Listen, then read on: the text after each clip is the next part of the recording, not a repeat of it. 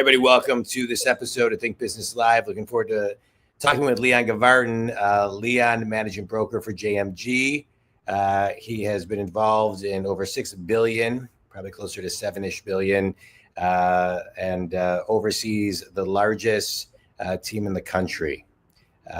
Impressive numbers, amazing. Leon's also my cousin, so it's fun. It's fun to talk to you, Leon. And I'm excited to have you on the show. I wanna just rewind to fundamentals for a minute. Your track record is big. You've been Salesperson of the Year. I could name off a ton of awards that you've done. You've coached. You've mentored people in the industry. Your company has over 1,000 agents. You're in 42 states. You're in 150 markets or more. To somebody who's listening, that may be very far in proximity for them. So I want to kind of rewind, especially from your perspective, some of the fundamentals it takes in business today, right? So it is 2025 that we're recording this. And some of the back to basics fundamentals of business have been lost over the years. And so I want to go back and talk about what you believe are some of the fundamental building blocks that have guided you to be where you are today and guide you to where you're going. Thanks for having me, John. Great to see you. I'll tell you, it always boils down to little things. It's back to fundamentals, and really in our industry, in the real estate world, it's truly a contact sport. Yeah. And you really got to let your personality shine and be touching people all the time, because the stat is right now 92% of people that relist their home. So someone that you bought from 5 years ago, now you're going to sell your home. 92% of those people don't use the same agent that sold them the home. And the number one reason for that is they forget who you are.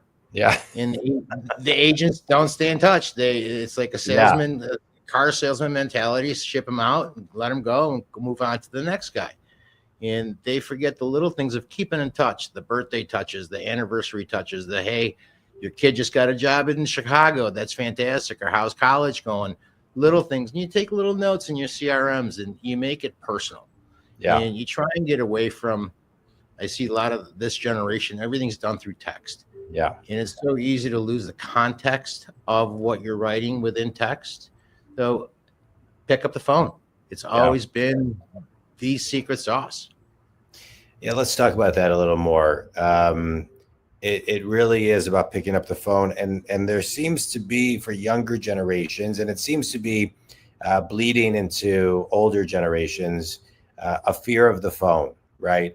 I'm a business coach, and I hear all the time, like, should I call them? Or I'll say, call this, I should, or, what if they don't answer? Or, what if they're working remotely? Or what if, fill in the blank? And my response is the best sales tool has always been and still is the phone, and way less people are using it. It's odd to say that it's a differentiator today. And so just talk a little bit about the power of that, a phone call. It's that goes back to personality. They hear your voice. You had a relationship with them. You sold them their most expensive asset. They're living in it every single day and they're enjoying it. They should be able to correlate you to getting that house. So checking back in and calling them, and I set their birthdays in my phone right away. So I know what their birthday is coming up. I send them a $25 Starbucks card on their birthday. I am guaranteed to get a phone call back from them saying thank you, or at least a text. There's constant communication. I ask them what their anniversary date is. I send that anniversary date reminder to the husband. Yeah. The wife knows. The wife knows when the anniversary is. The husband, we need to help him out. So I send that to him. He's grateful. Whether he knew it or not, he's grateful because I remembered. Yeah. And that makes me part of that picture. So when that real estate conversation comes up, Leon sold us his house. Leon really knew what he was doing. I'd really like to refer Leon to you. I think you guys should use him in your real estate, whether you're buying or selling, whatever it is. That's, I think, the way that it should go. Yeah. And by picking up the phone, you're going to get so much more. They're going to remember your voice. And there's one other thing that when you're doing the phone, and my little brother taught me this, and he's a recruiter, and first job he worked at recruiting, he never saw anybody. Everything was behind the phone, and he always had to wear a suit to work. He had a mirror in front of him, and his boss told him, if you're not smiling on the phone, the guy on the other side knows that you're not smiling, and you're just doing this as a repetitive act. Look in the mirror and smile when you're speaking to them. They can feel your happiness there, your willingness to speak with them, and it's not just a reluctance to call. Yeah. So it just makes them feel so much warmer. Yeah, I agree. There's a local law firm here in Detroit. It's called Applebaum and Stone, and their whole commercial is a jingle, and it's pick up the phone, call Applebaum and Stone. So that's the whole commercial, like over and over and over again, just reminding people to actually pick up the phone. Let's talk. I just want to kind of expand this in, to me, everything is sales, everything is marketing. And that's what we're talking a lot about right now. And frankly, this is for leadership too. A leader to pick up the phone and call somebody within the company, I think is huge, but we'll talk about that in a bit. But the game is follow-up. The game is a game of no's. The game is not giving up. Different statistics will show that people don't follow up more than 2 times or stop at 3 times. Some will say, max it goes out to 7 times. I'm a big fan. People ask me a lot, like, how many times you have to call somebody? I say minimum of 17 times. They need to see your name in a feed probably 100 times. So just talk about the game of follow-up. I mean, this stat, I didn't know this stat. This is a crazy stat that 92% don't use the same realtor. And so that just tells me, that echoes the idea that, like you're saying, and that I see every day, people do not follow up. They don't. They act as if it's a used car sales mentality. Sold them. Let's get the hell out of here before their house floods. Something happens. We don't ever want to hear from them again. Yeah. And that's the absolute wrong mentality. You're not a plumber. You're there to help them fix. If they have an issue with their house, they should be calling you first. You should be that asset for them.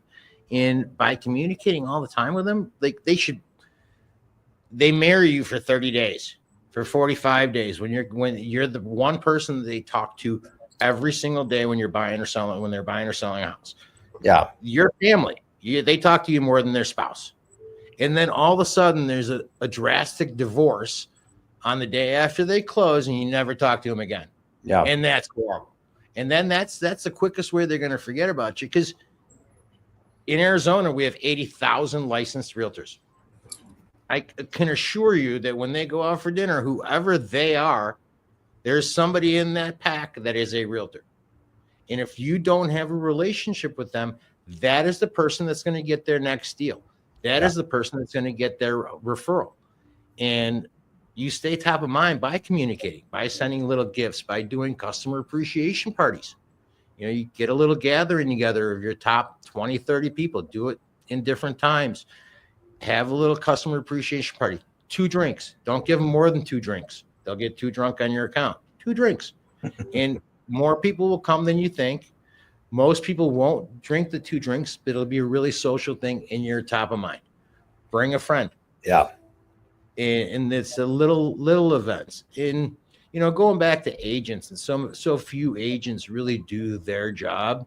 And if they worked for an office and they had to be at an office from 8 to 5 working, they'd be in a job from 8 to 5 working. Real estate gives them really a career openness where they can almost set their own hours. But so many realtors say, you know what, if I'm not showing homes and I'm not doing this, then I can go to the gym or I can go do this. And they're not working on their business. And they're not communicating, and they're not calling their past clients. They don't have a monthly newsletter.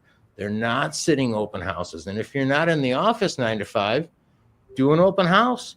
That's your office for the day. And I know when I travel to Michigan, I haven't been in a while, very few agents do open houses. Driving through Birmingham, Bloomfield Hills, I might see 1 or 2 signs on a Saturday. That's horrible. That's truly like it. We're very aggressive. We're extremely competitive here, and there's signs on top of signs. It's extremely competitive. So, going back to staying on top of them, you've really got to be communicating with your clients, because there is someone who wants to take that business. And if you're not top of mind, they will give it to them. They don't know any different.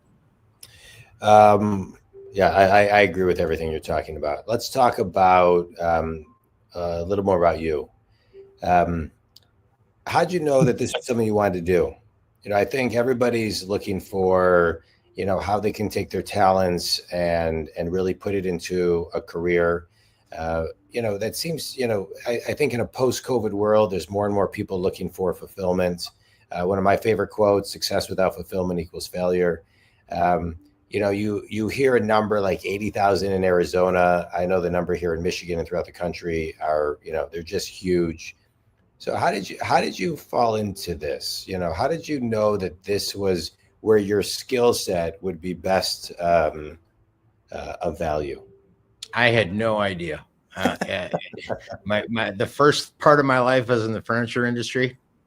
We were top 5 importers in the country. We're bringing 800 some containers of middle to high end contemporary, and my beautiful ex-wife calls it a early midlife crisis that I had, where we moved from Chicago to Arizona, and I started something new. And I didn't know what I was doing. And it was at a time where the industry was melting, where all lenders were not lending, foreclosures were at a max, but I had a family to support. So at that time, the trustee sales, the auctions, that's where the business was. That's where I had to penetrate. And from there, it evolved as the market developed. I kept in touch with a lot of people that I sold the homes to during the period where it was a total bubble. 09, 10, 11, complete bubble. 08, 9, 10, complete bubble. And I kept in touch with them. And those people moved up. And what I tell all my agents is every time somebody moves, you're getting a raise, because that house is now more expensive than it was. So you could charge the same, but you're getting paid more. Yeah. It's a constant, it's truly like a residual if you stay in front of them. And I stayed, I evolved a couple of different brokerages, met Jason, my first brokerage 19 years ago. We parted for a little ways, and about 11 years ago, we got back together, and he had a great relationship with Rocket Homes, who's Rocket Mortgage. It's your backyard. Yeah. And we were the number 1 business to business real estate company where we were providing approved leads, fully approved, ready to go leads that needed a real estate agent. So we built a team to basically service our referrals. And from there, because we did such a nice job with Rocket, we started getting more vendors. So we needed more agents to take care of more vendors. And at that point, I was practicing and still selling real estate, but I a little bit moved my role into coaching, mentoring, and growing. And I think we've done a fairly good job. We're in 42 states now. We've got over 1,000 agents. We just broke 1,000 last month. We went to 1,017. We're in 150 markets. We're doing about $500 million in sales a year. And I tell a lot of people, they don't know who JMG is. And you drive down Bloomfield and you see Brook signs and you see the pretty Russ Lyon signs. You don't see JMG signs. We're 86% buyer heavy. So you don't see us on the sell side as much. We were ranked by the one of the realty companies that our agents per agent produces more than any other agent in the country. Wow. Broken down per agent. I have agents doing 5, 6, 8 deals a year. The average for a realtor in the country is less than 1 deal per year. So we're breaking all those numbers. And what's great about the system that we've built here is you can be new to a market and not know a lot of people. We'll fill your book with opportunities of who to call that wants to buy a house. And then where you build your relationship with them is how you blossom in your career, because they have referrals. They have brothers, cousins, sisters, friends. And if you communicate well and you stay in front of them, you're going to get that business. And that helps you open your book and develop your book. And that's something that a lot of agents don't know about JMG. They just we're the biggest well-kept secret in the country. Yeah. It's great. It's great. Um, let's talk about consistency for a minute. I think a lot of times, when people do it right, consistency compounds. And a lot of the through line of what you're talking about, follow up, calling your clients, birthdays, anniversaries, the consistent touches, the consistent follow up, it compounds. But so many people, and I would think that maybe you see this in some of your agents, and maybe some of those agents don't make it, who just have a really hard time with consistency because they start to get into their own way. They start to feel insecure that they're following up too much. They haven't heard back. I'm under the philosophy of it's always my job to follow up. It's never anybody's job to follow up with me, and I'm going to keep on following up. One of the things I always talk about is, always be setting the stage. Hey, Leon, I'm leaving a message. If I don't hear from you, I'll call you in 30 days. It's always kind of setting the stage. So how do you, especially as you're working with your team and, talking to 1,000+ agents, how do you infuse, and because you have, 5+ homes per agent, as you shared, how do you infuse the power of consistency for them to keep going? Schedule it, have it on as a static. So if you're every morning from 8 to 10, you're making your phone calls, you're writing your cards, you're saying thank yous, you're doing the office work in the morning, then consistently you're doing something proactive after 10 o'clock. And a lot of agents, if they're done at 10, we've wrote our letters, we've made our calls, we're done. That's a crock of shit. Because if you worked for a corporation, you'd be behind the desk. You would have to be there. You would have to be accountable. So now what are you doing with the rest of your day? You're a real estate agent, so you haven't worked. Why not go sit in an open house? That's your office for the day. And I've told people all the time, a Tuesday in the middle afternoon when it's raining, that's the best time to hold an open house. Multiple reasons. A, it's probably going to be quiet, so you can get all your work done, computers, emails, whatever you need, calls you need to make, you're returning all of that. And B, if somebody comes in on a Tuesday while it's raining, I can assure you they need a house, because nobody's joyriding around looking for a house on a Tuesday when it's raining. Yeah. So, and I tell them, do them during the day. Do them from like a 12 to 2, so you can catch people when they go out on their lunch break, and then go back again and do them from 4 to 6, because those people drove by your house. Now we've got Zillow where they're looking at every single picture, every angle, everything about that neighborhood. They know.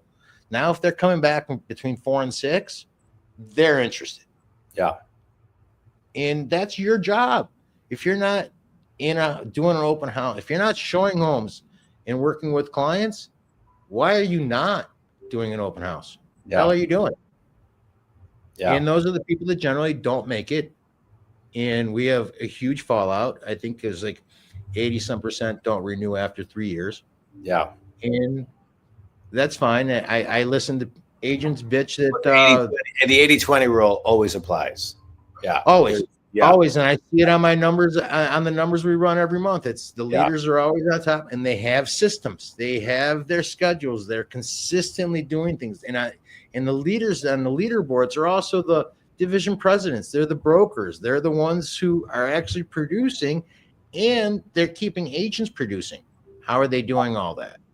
It's scheduling. It's keeping everything in line. I do a broker breakfast on the second Wednesday of every month. Yeah. I've been doing it for 3 years. Everybody knows my breakfast is second Wednesday of every month. Period. End of story. Yeah. I do a broker Q&A at 9 o'clock every other Friday. It's just that. I don't schedule anything around that. And for agents, if it's important, it's their job. It's a terrible fact in our industry. And being a broker, I have to know all these little numbers.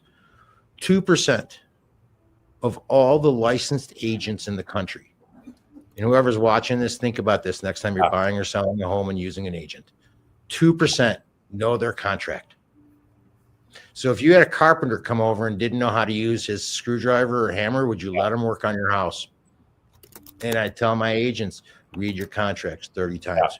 put it down, read it again 30 times. You need to know, because we're fiduciaries to the consumers. Well, yeah, I just want to comment one thing, because what you're talking about is there's the art and the science of any business, and there's the technical aspect of the business. And I think a lot of times in many businesses that I see, you can be good at one end, but maybe not the opposite piece that you need to know. And what you're talking about are the technical skills that differentiate you from everybody else. When you know the nitty gritty and the detail of the deal, then people can count on you. And most people, I agree with you. It's so important to, I just, when I was in commercial real estate, you read the contracts. It's boring. It's monotonous. It's time consuming. It's the worst, but you got to do it. So you have to know it, because if your client asks you a question about the contract, that's something you work with every day. Right. And you have to say, I have to call my broker to find out what line 74 means. Right. That's not right, because this is what you're doing every day, and what value are you bringing to your consumer. Yeah. Right. And as real estate agents, we have to be bringing value. There is super, super competitive. Yeah. Right. Yeah. I love that you talked about that. I just want to go back and comment on something you talked about. You have a formula that works. You do. It seems like the company does. And one of my favorite podcasts, Leon, is it's called Founders, and it's I don't know if you've ever listened to it, but it's about it's a guy who reads all these books, Munger, Buffett, Dell, you name it, and then he talks about the book for an hour or so, and he does a review of the book. It's incredible. And so one of the things he talks about, he mentions Charlie Munger a lot, and what he talks about is that one of the things he mentions is that what Charlie Munger talks about is the algorithm of life is repeat what works. And that's it. And that's it. It's so simple. It's complicated. Simple. Yeah. It always goes back to the little things. Shortcuts. Right. There's no shortcuts. So I'm curious your opinion on so when you have a company, we'll use yours, for example, that has all these pace horses doing what works, repeating what works. And then the 80-20 apply comes in, and then people come on board and they don't do what works. They do what they think is what I'm interpreting as a shortcut or as another path, but it doesn't work. So in my world, it doesn't fly. In my world, it doesn't fly. We do a lot of coaching. We really, truly offer a ton of coaching, whether it's Jason, whether it's Devin, whether we've got multiple people that are in the company, and we do outsourcing for coaching as well that we provide. If they're not listening, we see that. And if they're doing their own thing, we see that. We listen. We're really big with Zillow, with the Premier. They've got their team thing. Well, we listen to the agents speak to the consumers, and we address that right away. We're not harping on them, and my agents kind of know that I've always been an agent broker. I'm not for management. And that's why I do my broker breakfast, so that we can talk about any issues and not throw names into management and people get in trouble. Yeah. That's the biggest. Yeah. Yeah. I hear you.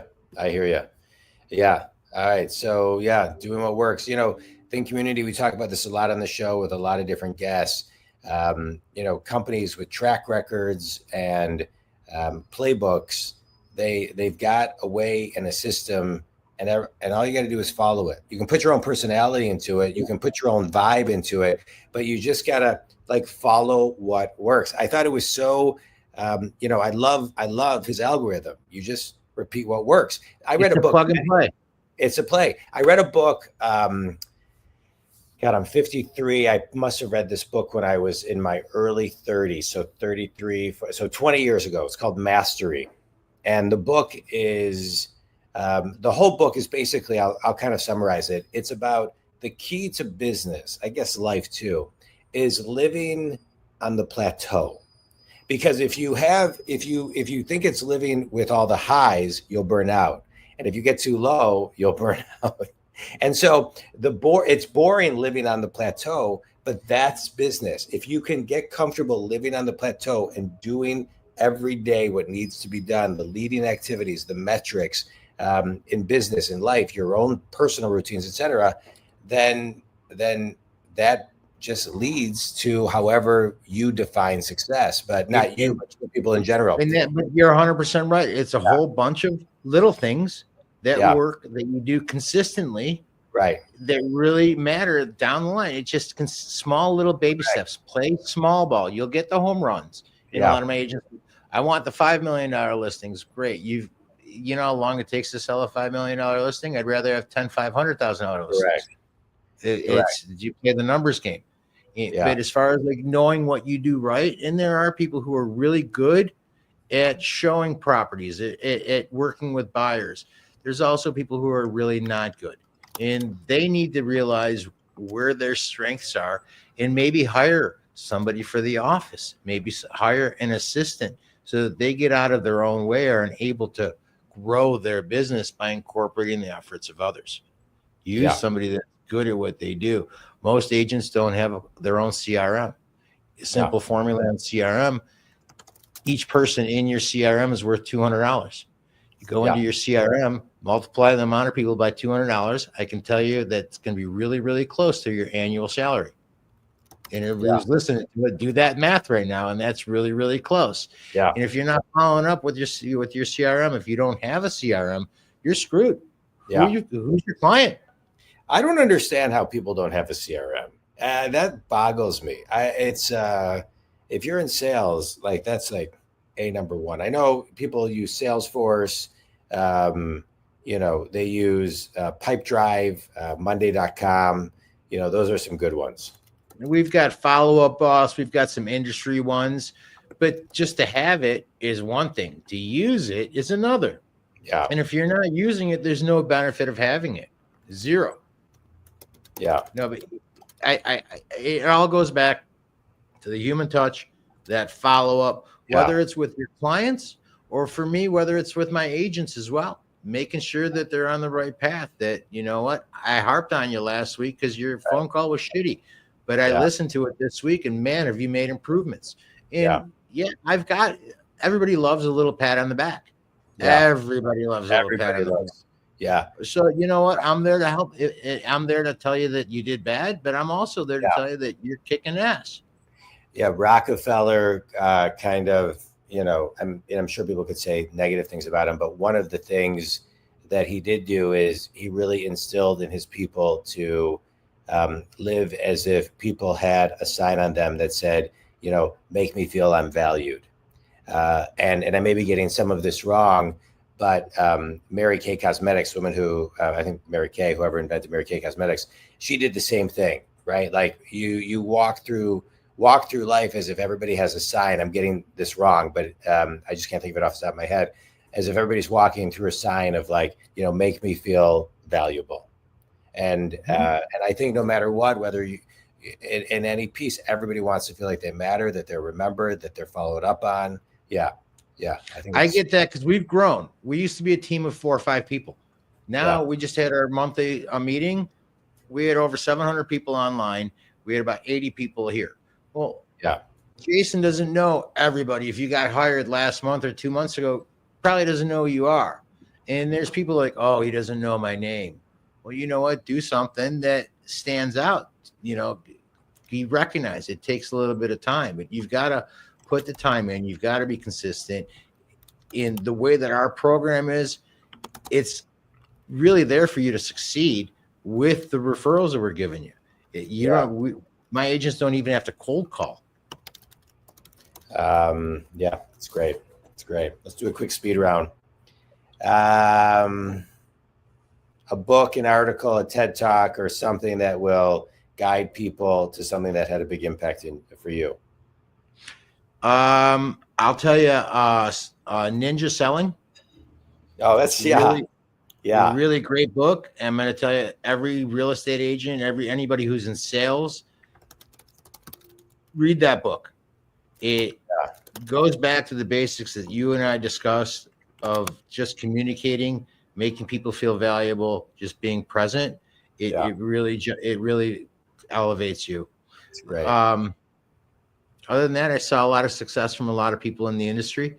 I saw what can be done in the industry, and I'm trying to live that life. You pay attention. Best piece of wisdom you've ever received, Leon? Put your head down every morning, look at your bank account, pick it back up, pretend you're broke, and go back to work. Yeah, that's a good one. Finish this sentence. One thing everybody needs to do to follow up more effectively is be people, be yourself. Yeah. Totally be yourself. Don't be anybody but you when you call and say, hi, how are you? Don't be somebody else and trying to act a role. Yeah. Be genuine. People like you, people know you. Yeah. I just had a coaching call right before, and that's exactly what I was telling someone. Stop trying to sound like how you think the person wants to hear you. Just be yourself. This person's highly likable, highly connectable, and yeah, it's great. 100%. Leon, I can't thank you enough. Tell everybody where they can connect with you and learn more about you, connect with you, learn more about the company. So I'm always open to what I tell my clients. I work for you 24 hours a day. My phone's on from 7:30 to 7:30. Yeah. You can get me at 602-329-1918. My email is leon@leongavartin.com, or you can find me at jasonmitchellgroup.com or Jason Mitchell Group if you're looking for the company. I love it. This was great, Leon. I loved it. It's always fun interviewing people. It's really fun interviewing family. I'm love you and your family, and I love everything that you shared today. Think community.